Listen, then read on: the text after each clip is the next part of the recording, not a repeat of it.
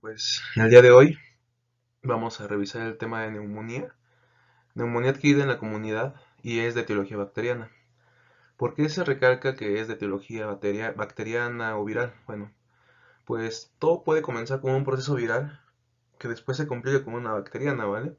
Con un proceso infeccioso de las vías respiratorias altas que posteriormente pase a las bajas y nos ocasione pues una infección del parénquima pulmonar.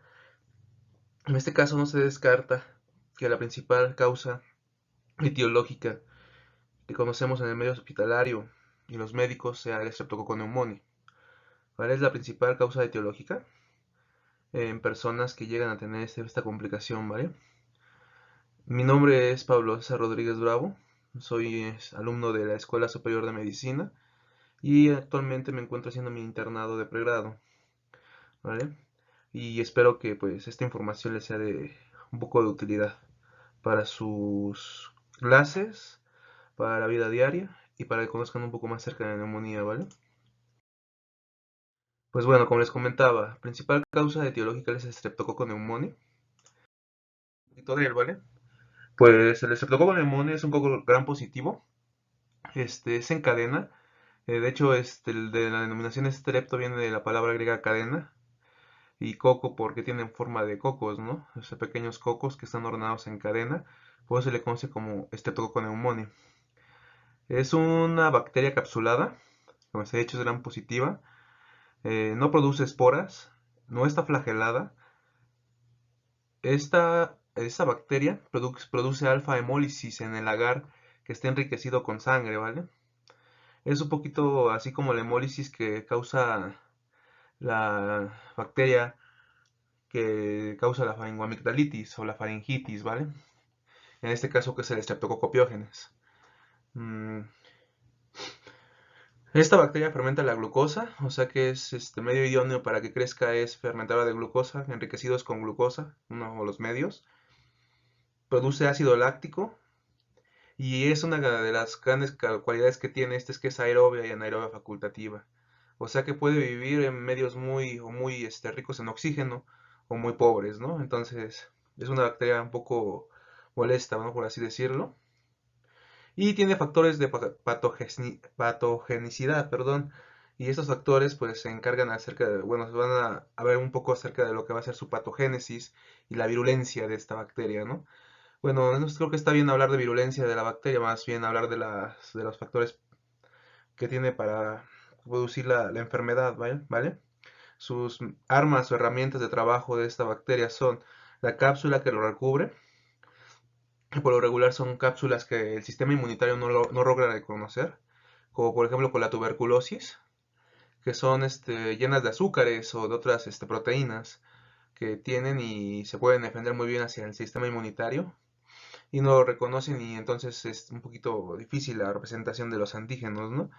Tiene un arma que se conoce como neumolicina, perdón que diga arma, se me olvidó el término, creo que es factor de patogenicidad o algo así, las armas que utilizan para los medios que utilizan para producir la enfermedad, ¿vale? Esta neumolicina pues se encarga es una enzima que se encarga de destruir pues esas proteínas del complemento que se encargan de opsonizar.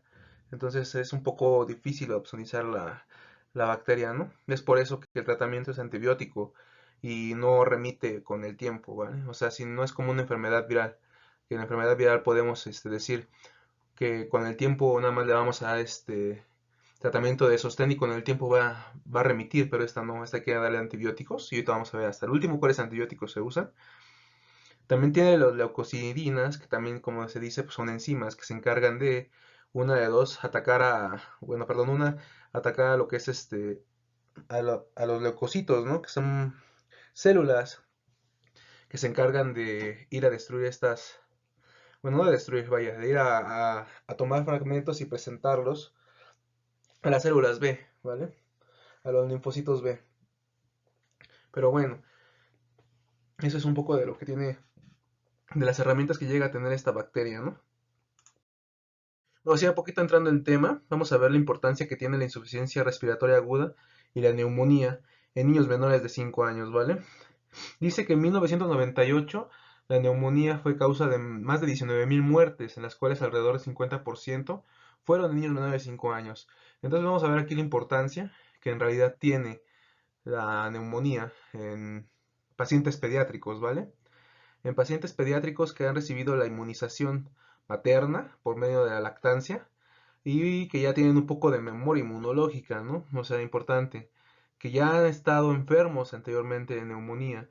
Y vamos a ver otro dato que viene en la siguiente diapositiva, el porcentaje más o menos de cuántos niños mueren aún con el tratamiento en sus casas después de haber sido tratadas aquí en México.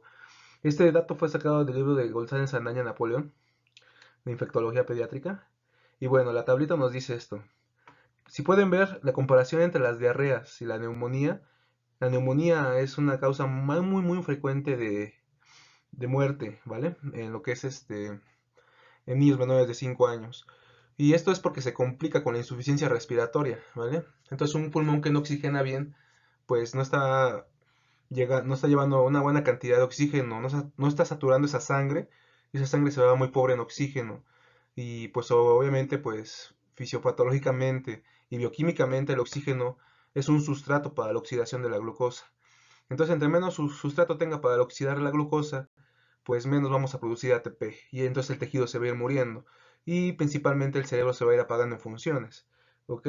La diarrea es una causa importante, pero también vamos a ver que la neumonía a veces va acompañada de fiebre y es importante tener la terapia mm, incluida en el tratamiento, ¿vale? Lo que es la reposición de líquidos, ¿ok? La diarrea es la segunda causa más frecuente en niños menores de 5 años de que se mueran, ¿vale? ¿Por qué? Por la deshidratación severa. Una tercera parte de las muertes es en niños menores de 2 meses. Eso es importantísimo.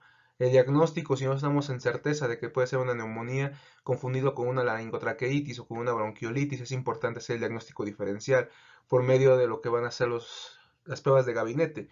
En este caso, las radiografías de tórax anteroposterior son una gran herramienta para poder visualizar el parénquima y el área del parénquima dañada, ¿vale?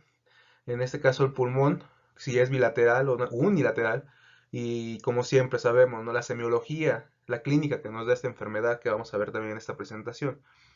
Es más frecuente en los extremos de la vida. ¿Qué quiere decir esto? Bueno, no quiere decir que después de los 5 años uno se enferme, ya se deje de enfermar de neumonía, no. Es importante recalcarle a las personas que, aunque tengan unos 15, 20, 50 años las personas, siempre van a poder estar propensas a tener una neumonía si no se trata a tiempo un resfriado común, ¿ok? Pero lo importante es que es en los extremos, ¿no? También en la etapa geriátrica, que es después de los 64 años de edad, los pacientes llegan a tener neumonía. ¿Por qué causas? En el paciente pediátrico es por falta de memoria inmunológica. Esa sería la principal causa. Y pues por exposición a los gérmenes, ¿no? En su casa hay un enfermo y el niño por esa incapacidad que tiene de reconocer a la bacteria, porque en realidad apenas está teniendo contacto con el mundo externo, pues se enferma de neumonía y son menores de 2 meses por lo regular, ¿vale? Y en personas adultas, ¿por qué? Por la desprotección que existe aquí en el país hacia las personas de la tercera edad, ¿vale? Cuando nace uno tiene mucha protección, pero cuando uno crece ya no es buena esa protección, o sea, sufren abandono, ¿vale? Y si en algún momento podemos tocar la neumonía en paciente geriátrico, vamos a ver que hay diferentes síndromes, como el síndrome de abandono y el síndrome que pueden tener por el colapso del cuidador, ¿ok? Porque las personas ya se cansan de cuidar a sus viejitos, a sus papás, a sus abuelitos, y pues pueden sufrir neumonías, ¿no? Y aparte se va perdiendo capacidad inmunológica, ¿ok? Y por último, creo que ya abarqué todo lo que decía la diapositiva. Y pues obviamente el tercer punto es una causa muy frecuente de consulta a nivel de consulta privada, no hablando hospitalaria, ¿vale? Ya en los hospitales llegan las complicaciones de la neumonía, ¿ok? Bueno, la epidemiología. Les decía que aproximadamente 2.5 millones de niños menores de 5 años mueren por neumonía, ¿vale? Sobre todo en países subdesarrollados, ¿ok? En México no cabe la excepción. Estados Unidos también tiene una tasa importante de muertes por neumonía que pensaríamos que no debería de tener porque es un país de primer mundo, pero las hay. Perdón, se me fue un poco el aire. Y aquí en esta diapositiva podemos rescatar lo que sigue, ¿no? Las bacterias, las principales bacterias. Bueno, primero hablando de qué es lo que causa la enfermedad, ¿no? Principalmente conocemos una bacteria que se llama Streptococcus pneumoniae, que ya hablamos un poco de ella, que es gran negativo, bla, bla, bla, bla, bla, bla, ¿no? Y podemos rescatar ahí que, por ejemplo, en esta tabla hablamos de pacientes que tienen un buen estado de nutrición con pacientes que están desnutridos, ¿ok? Entonces el factor también importante es la nutrición de las personas. En este caso de los niños, ¿no? Porque está en un enfoque pediátrico la presentación. Y como se podrán dar cuenta, pacientes bien nutridos que cursan neumonía, 31 o 31 de 31 personas, siendo 19 personas que se les hizo, o niños que se les hizo la encuesta, o el examen, o la prueba, o el seguimiento epidemiológico, por así decirlo, 31 tenían estreptococo pneumoniae, ¿vale? Y desnutridos con neumonía, con estreptococo nada más había 11, ¿ok? En este caso, pues es importante saber que la bacteria, pues es selectiva hacia el huésped que se vaya a alojar, ¿no? No va a sobrevivir igual una bacteria en un paciente desnutrido porque no tiene sustrato para crecer en un paciente que lo tiene. ¿Ok? Pero aún así la gravedad es más importante en el paciente desnutrido. ¿Ok? Porque una bacteria que coloniza a un huésped desnutrido pues tiene mayor oportunidad para provocar, para producir virulencia y enfermedad en esa persona.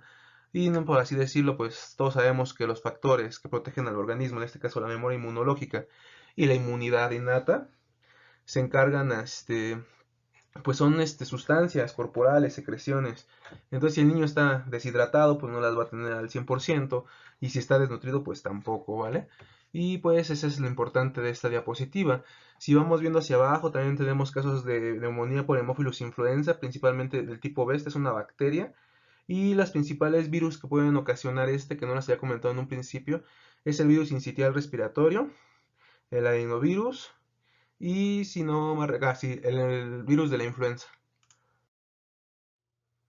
Ahora sí ya venimos en cuanto a la edad, en esta diapositiva, a ver la etiología de acuerdo con la edad del paciente.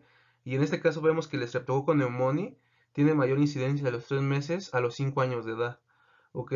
Pero es regularmente frecuente en menores de 3 meses, pero es donde tenemos que tener un poco más de cuidado, ¿vale? Porque pues, estos pacientes pueden morir. ¿Ok? En mayores de 5 años tenemos otra vez la misma incidencia, vayan, esta incidencia nunca se va a agotar, todos nos podemos enfermar de neumonía, ¿vale? Y los virus son importantísimos en la edad de nacimiento de los niños, son los principales agentes causales de neumonía, en muchos casos, ¿vale? Pero la complicación ya es cuando se hace con bacterias, y los virus principales ya les ha comentado como el coronavirus, el adenovirus y el virus de la influenza. Y ya posteriormente los virus son un poco menos frecuentes en personas adultas. En niños mayores de 5 años también va disminuyendo la frecuencia, ya que en niños menores de 5 años ya tenemos mejor memoria inmunológica y pues a lo mejor entra un virus y pues lo combate muy bien el sistema inmune, ¿no? Ok, como se ha comentado, los factores de riesgo para la neumonía infantil son factores del huésped y factores ambientales. En cuanto a factores del huésped tenemos la edad. Ya habíamos hablado de eso, la edad es menores de 2 meses, tienen mayor riesgo a morir, pero no acaba hasta los 5 años de edad la incidencia, ¿vale? De neumonía que se trata de consulta externa. También tenemos la prematurez, niños menores de las 42 semanas antes del nacimiento que puedan nacer así, pues pueden tener pues un poco más de probabilidad de enfermar de neumonía y las complicaciones, ¿no? Obviamente por lo mismo que le estoy repitiendo desde el principio, falta de memoria inmunológica, el niño no ha estado en contacto con el medio externo que es agresivo con los agentes patógenos y pues por este motivo, perdón, pues la prematurez es un factor de riesgo, ¿no? Del huésped, ¿vale? Otras infecciones, perdón, primero la malnutrición, ya les había comentado, ¿no? No tener una alimentación balanceada o el niño que no recibe lactancia materna no está recibiendo esa inmunidad, ¿vale?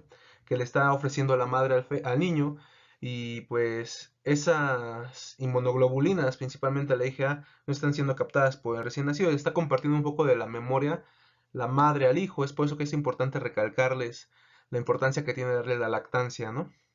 Porque crean inmunidad para sus hijos, para sus bebés, ¿no? Entonces es importante, ¿no?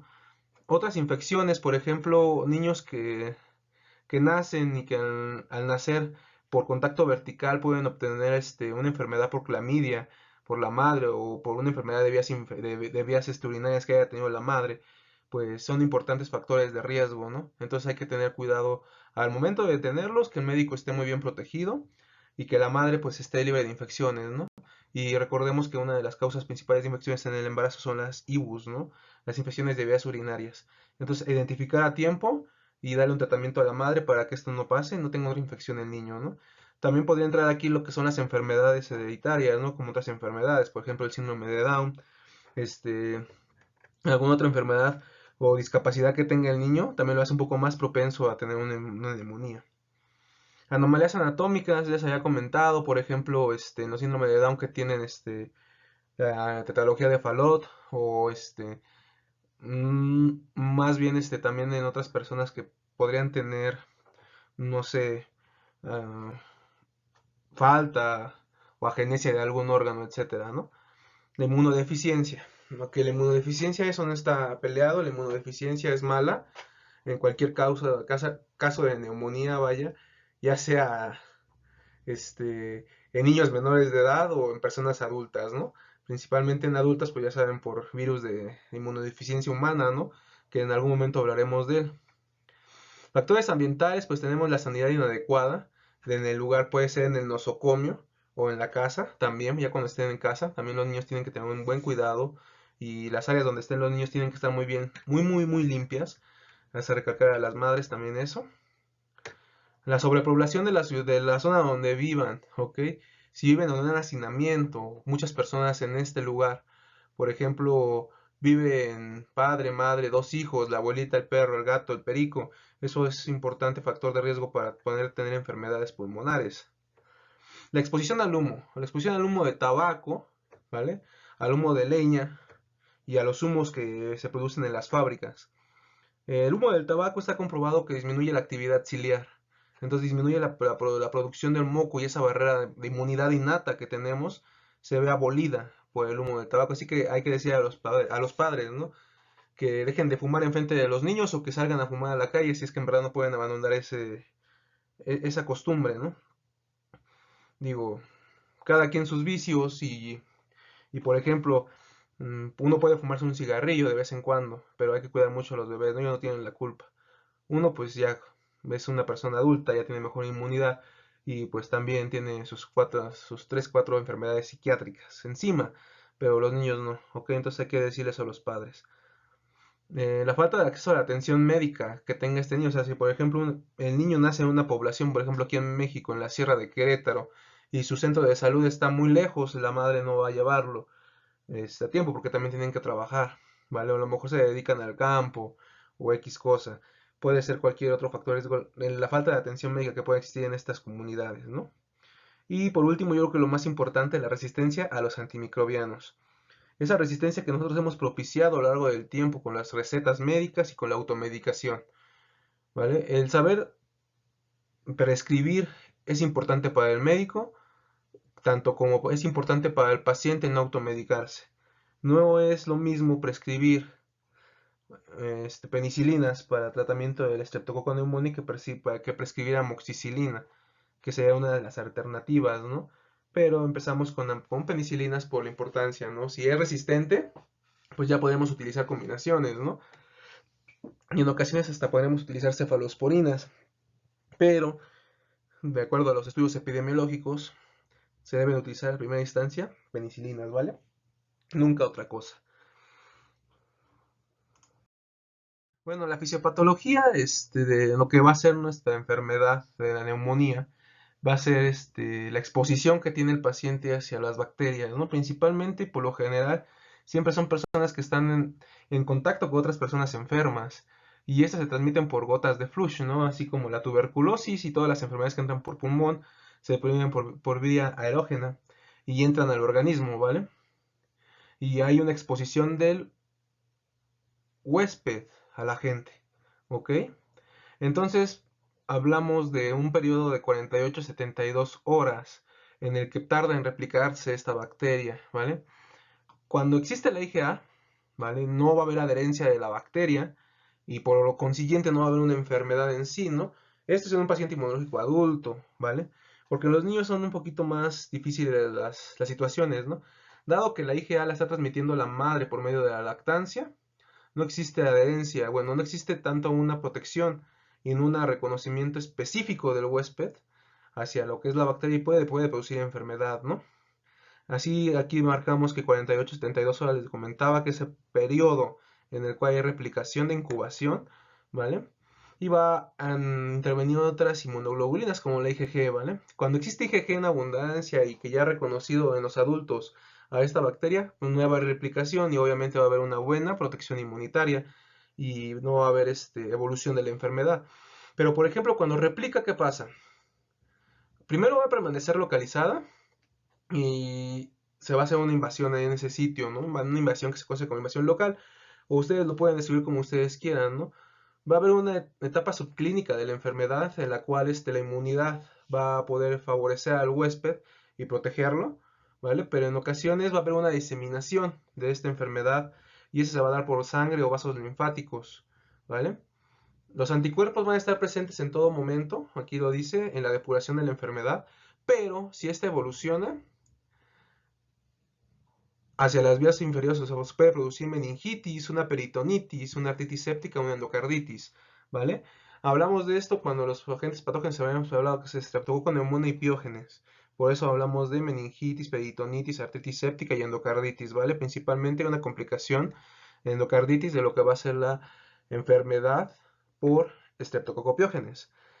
Y posteriormente, cuando hay replicación también, esa bacteria puede ascender, ¿vale? O presentar otras complicaciones. Por ejemplo, dice que cuando hay diseminación hacen trompa de Eustaquio y bronco y pulmón, ¿vale? Esos son los sitios a donde se puede ir. Pero también habíamos dicho que se puede ir a las meninges, al cerebro, endocarditis, al corazón, etcétera, ¿no? Porque es por vía sanguínea y linfática. Va a haber mecanismos de depuración intactos, o sea, va a haber un mecanismo y va a haber una depuración en sí, o sea que es una defensa del sistema inmunitario, ¿va? Pero cuando no existe esta defensa, cuando no existe esta depuración de estas bacterias por medio del complemento, de los factores quimiotácticos que existen en esta persona, como son, por ejemplo, los menores de 5 años que están desprotegidos un poco más por que no hay tanta memoria inmunitaria, ¿qué va a pasar? Va a haber resistencia a la fagocitosis, ese proceso de fagocitosis que pueden tener los macrófagos hacia las bacterias para poderlas presentar, ¿vale? Y las presentan como, pues por medio de los complejos principales de histocompatibilidad, ¿no? Que es un tema de inmunidad, de inmunología, perdón, y de inmunidad pues, también, ¿no?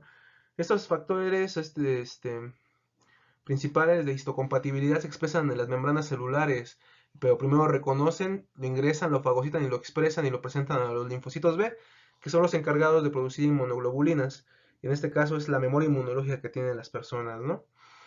Al no tener esta depuración, esta memoria inmunológica que les comentaba, va a haber una replicación y por último va a haber una inflamación o daño tisular, que en este caso puede producirse una otitis media aguda o grave, una sinusitis, una bronquitis y hasta una neumonía.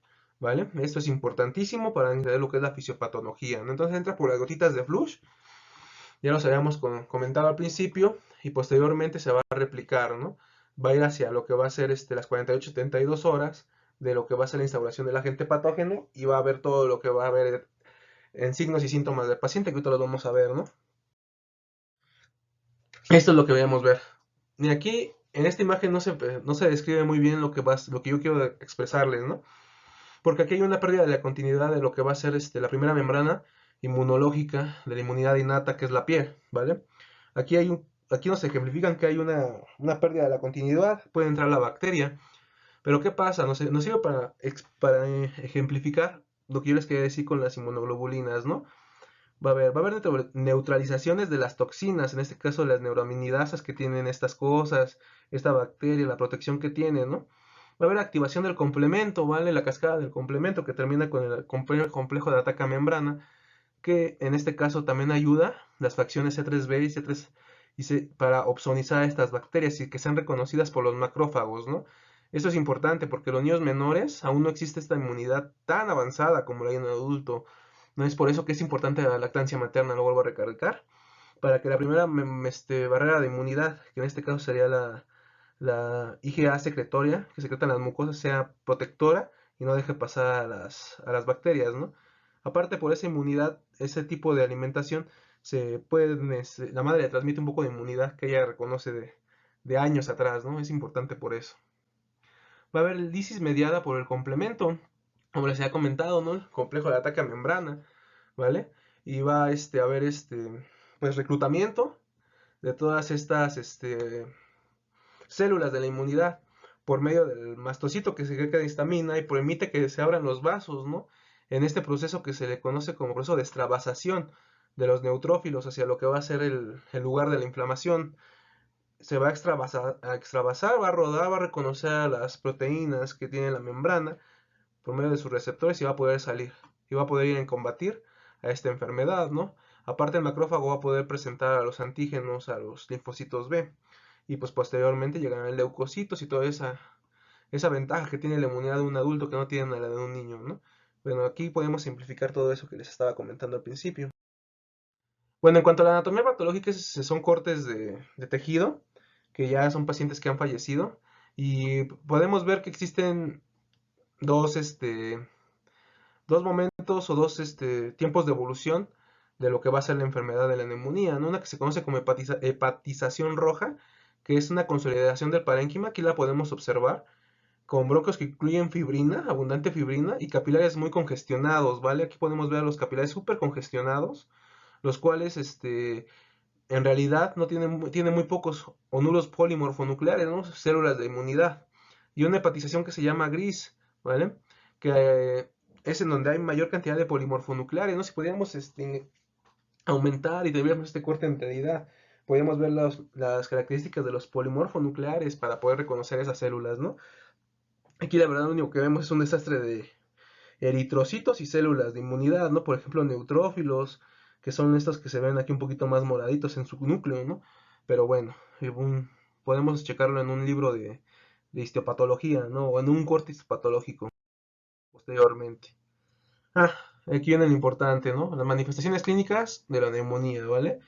Va a haber datos a la anamnesis, por ejemplo, ¿qué edad tiene? Es importante saber la edad, porque aquí nos va, no es lo mismo una persona de 50 años, perdón, de 30 años que llegue con rinorrea y alina, a un niño que me llegue con rinorrea y alina, porque siempre voy a estar pensando que puede tener una neumonía, ¿no?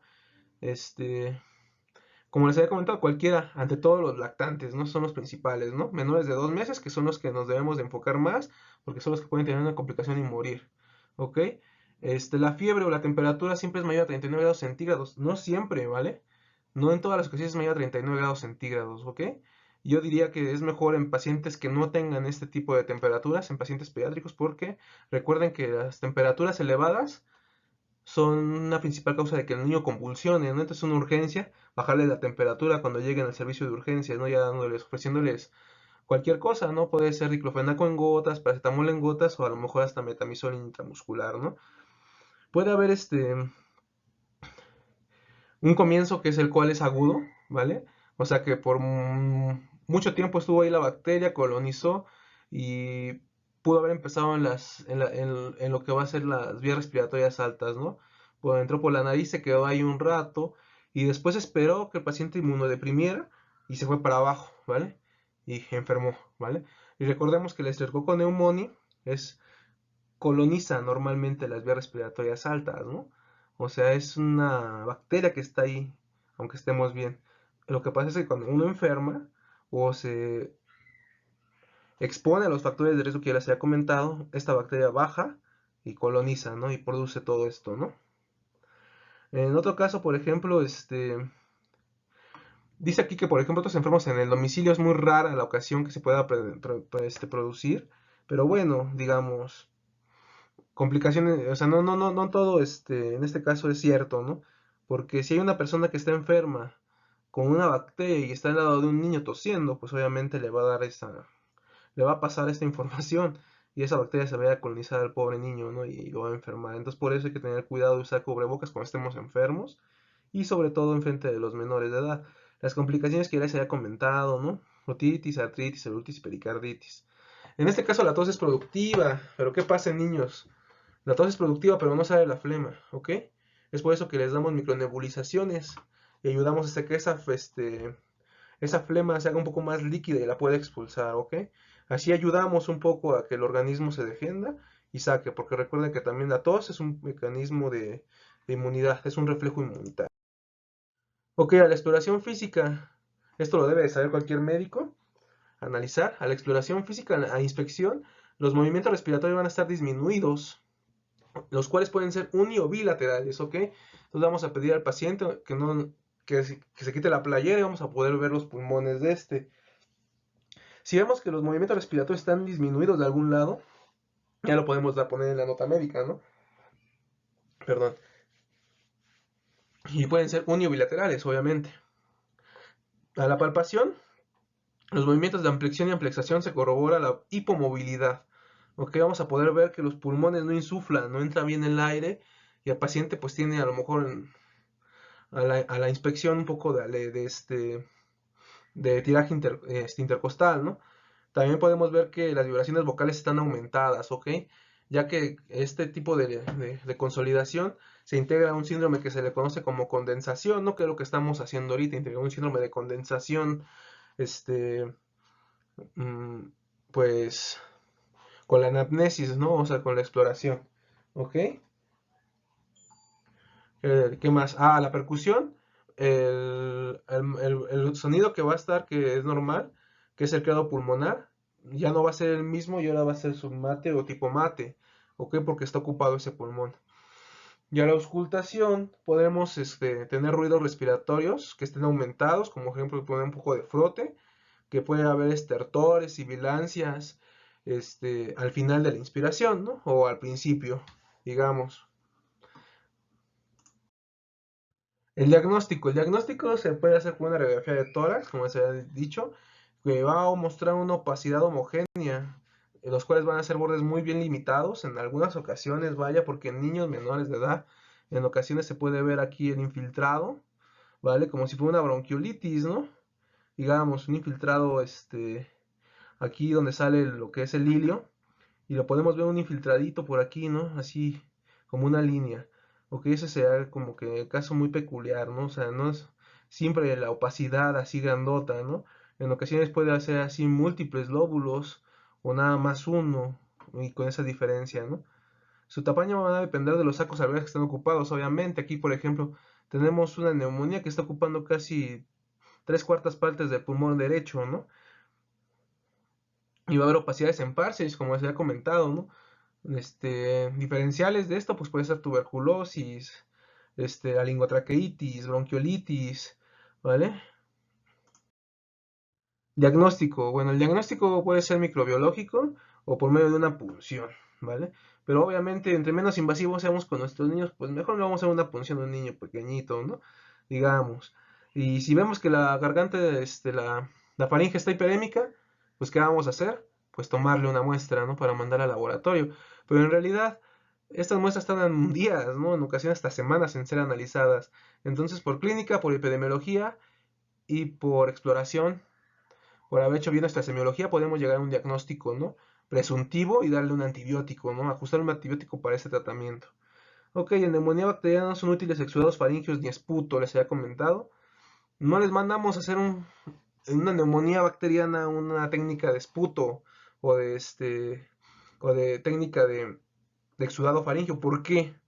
En primera va a ser una técnica que va a ser muy difícil conseguirla porque el niño aún no es cooperador, ¿vale? Llora, patalea, se enoja, ¿vale? No le va a abrir la boca, no la va a mantener abierta y la muestra no sabemos si va a ser de aquí, de las amígdalas. Aparte, acuérdense que no hay amígdalas en niños menores, ¿vale? Entonces, las amígdalas empiezan a crecer a partir de los 3 a 4 años de edad, ¿ok? Entonces, digamos, ya en esa edad pues ya las tienen, pero ahorita pues no es importante, ¿no?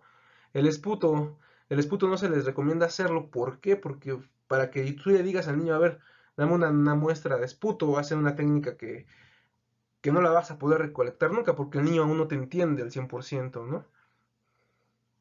Y las técnicas más efectivas, en casos indicados, son la biopsia y punción lumbar. Pero ¿qué les había dicho al principio? Que no vamos a hacer una punción a todos los niños que lleguen, porque no. Principalmente ya sabemos que niños menores de 2 meses, con fiebre elevada, ¿vale? Con datos de consolidación, de condensación de pulmón y radiografía sugestiva de neumonía, pues es neumonía, ¿no? Ya para qué buscar.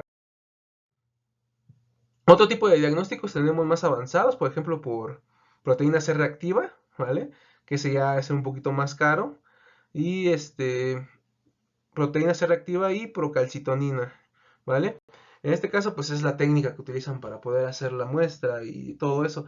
Pero pues digamos, son técnicas muy caras, son costos muy elevados, que los padres no, a lo mejor no tienen para poder pagar, ¿no? Bueno, y a continuación, pues, perdón que me haya caído, me llegó un mensaje.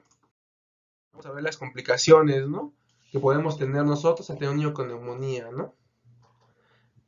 La lesión va a ser puede ocasionar que nosotros tengamos una telectasia, un enfisema o neumotórax, ¿no? Con esa punción que le hagamos, pum, podemos punchar ese pulmón y producirle un neumotórax. Entonces, mejor abstenernos, ¿no? Alteraciones hemodinámicas. Todos sabemos que el corazón funciona con la inspiración y la expiración también, ¿no? Es un poco de la ayuda que le damos nosotros al corazón para contraerse. Entonces, si la disminución de la respiración está abolido, está disminuido, pues ese corazón va a estar trabajando más, ¿no? ¿Por qué está trabajando más? A lo mejor porque el niño está deshidratado, ¿no? Y en realidad está disminuyendo el gasto cardíaco, ¿no? Disminuyó ese gasto cardíaco y echó a andar los mecanismos de retención de líquidos, ¿ok? Los renales, ¿ok? Y incrementó esa volemia, pero en realidad está trabajando más para poder satisfacer ese gasto del niño, ¿ok? Entonces en ocasiones el niño va a estar taquicárdicos, ¿ok? Y eso es importantísimo, ¿vale? Poder corregir ese parámetro, ingresar al niño que va a ser la deshidratación. Desequilibrio ácido-base, ¿vale? ¿Por qué? Porque va a estar disminuidas lo que van a ser las respiraciones, ¿ok? Va a haber una acidosis respiratoria, ¿por qué? Por retención del CO2, ¿ok? El desequilibrio hidroelectrolítico es muy importante, ya les había comentado por qué. Va a haber complicaciones tardías como va a ser la fibrosis del pulmón, o sea, ese pulmón ya va a estar fibrosado, va a ser más complicada la respiración posteriormente, puede haber abscesos pulmonares, ¿ok?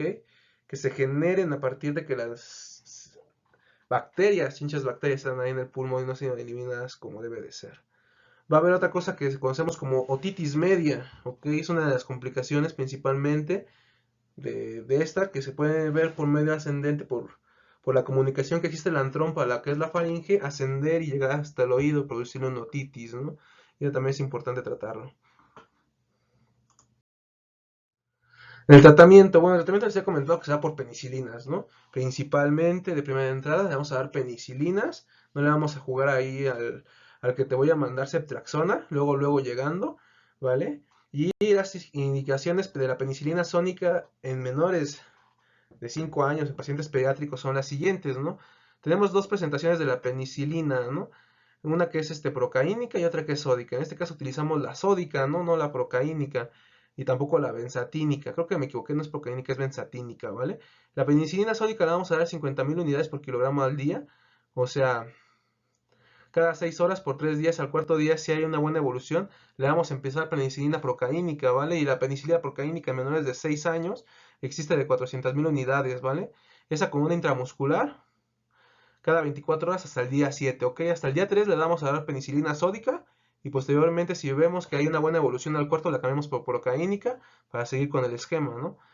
Y en un adulto le podemos dar penicilina sódica de 1.000.000 de unidades, dosis, o sea, intravascular cada 6 horas. Es importante, ¿no? Vamos a elegir las penicilinas por medio de cómo son las presentaciones, ¿no? O sea, hay unas que son intravenosas y no se las vamos a poder mandar a casa, ¿verdad? Y aquí está apuntado en cuánto le damos a las dosis, bla, bla, bla, bla, bla. Y pues, ya si no funciona la penicilina, pues le podemos dar ceftriaxona, ¿no? Cefalosporina de tercera generación que cubre más gran positivos que gran negativos y esta está indicada en 75 a 100 miligramos por kilogramo dosis cada 24 horas, ¿vale? Y esta la vamos a dar por 10 a 14 días, pero hay un problema, ¿no? La ceftriaxona o es intravascular o es intramuscular, entonces ahí está, ¿no? Estos son tratamientos que les damos en nivel hospitalario.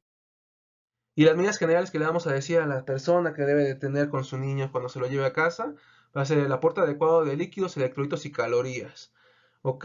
Recuerden que si está incrementada la respiración está quemando más calorías, ¿vale? Por lo tanto, también está más desnutrido, va a necesitar más comida, más que lo alimente más y que lo cuiden más. Líquidos y electrolitos porque el niño con fiebre pues está deshidratando, ¿no? Y también la respiración, recordemos que tiene un gasto en cuanto a lo que va a ser los líquidos porque humidifica y calienta el aire por medio de vapor, ¿ok? Va a haber una disminución de la fiebre por medios físicos o antipiréticos, pues importantísimo. 30, llega a 38 grados centígrados, luego correr urgencias. No hay que esperarse ni 2 o 4 horas para que no le convulsione el niño, ¿ok? No quiere que lleguen corriendo al consultorio de urgencia diciendo que el niño le convulsionó porque tuvo fiebre desde el día de ayer, porque entonces sí es una reverenda jalada y en ocasiones hasta uno se enoja y no les quiere dar la atención. ¿Pero por qué? Porque las personas son y seguirán siendo, no sé cómo decirlo, mejor me voy a guardar el comentario, pero es que no se debe, no se vale. Es un niño pequeño, debe de ser cuidado como si fuera un niño grande y como si a ti te doliera el apéndice, ¿ok? Tratamiento para la acidosis, la corrección, si vemos que es una complicación, la debemos de corregir. Y tratamiento de todas las demás complicaciones que ya les haya comentado, ¿vale? Va a haber bueno, gracias a todo esto, pues hay una inmunización que va a ser para niños menores de 2 años que estén en realidad en riesgo, que vayan a hacinamiento, bla, bla, bla, bla, bla. Esta inmunización, esta vacuna, cubre 7 serotipos, ¿vale? Y está formada de polisacáridos. Los serotipos que contiene es el 4, el 9B, el 141, 9BF y oligosacáridos del 23F, 18C y 4MG son cepas.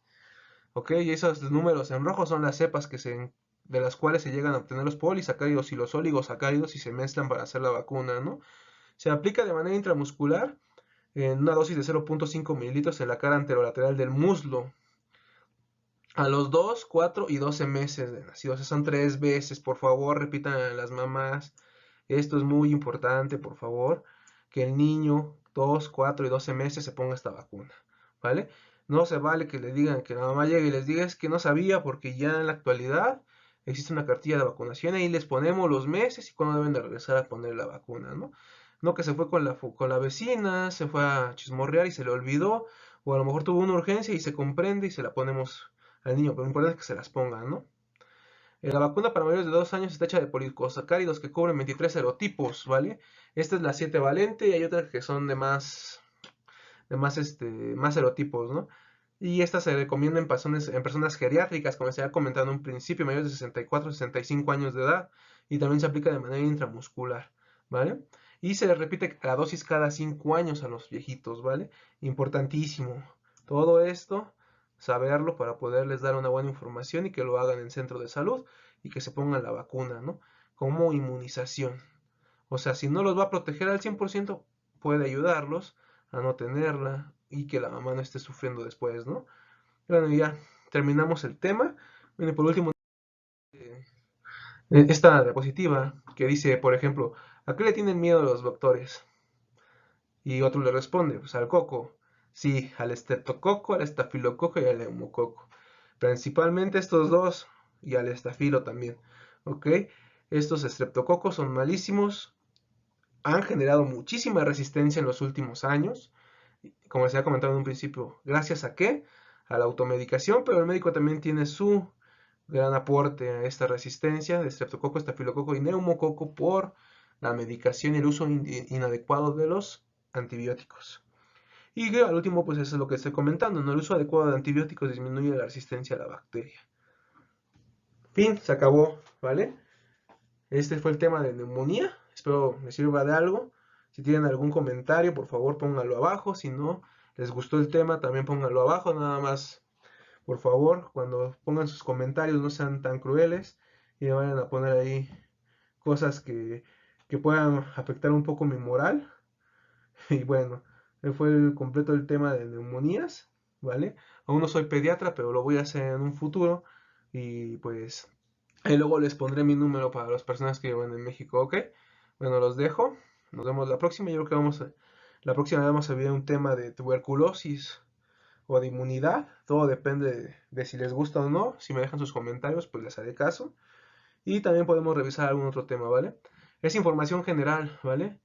Un poco más enfocada a la medicina, pero también lo pueden entender los padres de familia. Por eso me interesó hacerlo, por eso lo hice, para que también las personas que están yendo ahorita al hospital tengan una herramienta de información y sepan con qué estamos tratando los médicos, que en ocasiones no es que no los queramos dar de alta al día siguiente, pero sí debe de remitir la infección y que cuiden a sus bebés, ¿no? Por todos los medios que sean posibles. Digo, fue una bendición que ya les dio la vida, pues ahora hay que cuidarla, ¿no? Porque esa bendición también come, también se enferma y también es importante, ¿no? Bueno, pues muchas gracias. Nos vemos la próxima.